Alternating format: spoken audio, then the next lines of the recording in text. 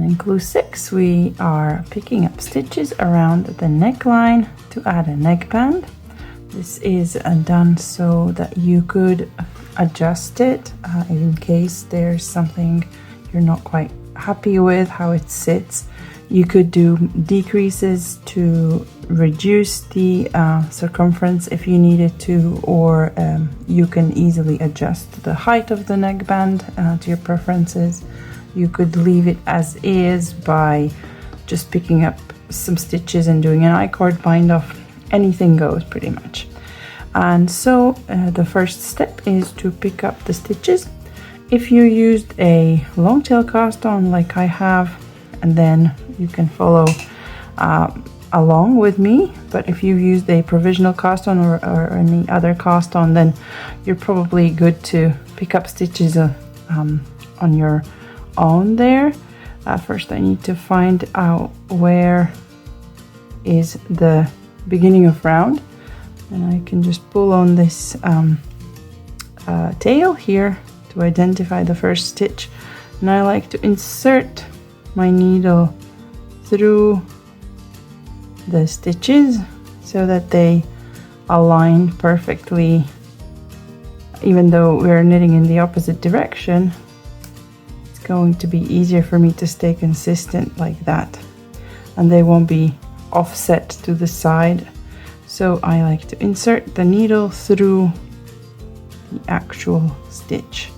It also leaves me with a thicker seam or a thicker edge there, and that adds extra sturdiness and prevents the neck from stretching out. As I'm using slightly marbled yarn, it's a little bit tricky to find where the stitches are, but that wasn't actually a stitch. So yes, I'll start here. I think that the first few are a bit tricky, but once you get going, it's fairly smooth. And you should have as many stitches. Oh, I forgot to mention that we're doing this with the smaller needle, the same that we used when we started the neck.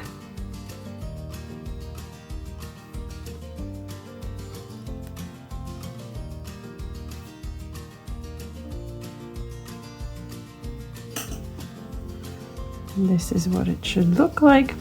I will say that I try to match, because I'm using color changing yarn, I try to match the color as closely to the beginning of the sweater as possible, because I didn't want there to be a noticeable color change. But if you're using a solid color, then you won't have this problem. But basically you should be using the contrast color and try and match the color so that it's a seamless transition into the neckband.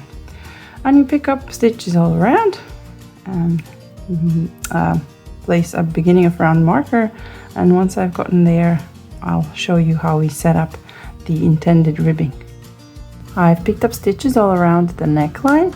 I'm going to place a beginning of round marker and start the ribbing pattern for this.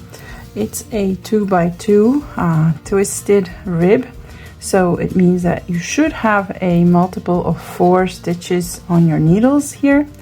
But if you don't, if you come to the last 4 stitches and you instead have 3 or 5, then just adjust them as you go. For example, make an increase or decrease 2 of the stitches, just so you get a multiple of 4.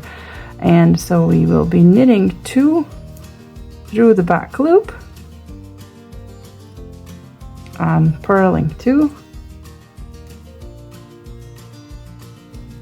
all around to the beginning of round marker, and we'll repeat this until we reach 5 centimeters or 2 inches, or whichever is your desired neckband height that you'd like. And then we just bind off, whichever bind off method you prefer. I'll be using the classical bind off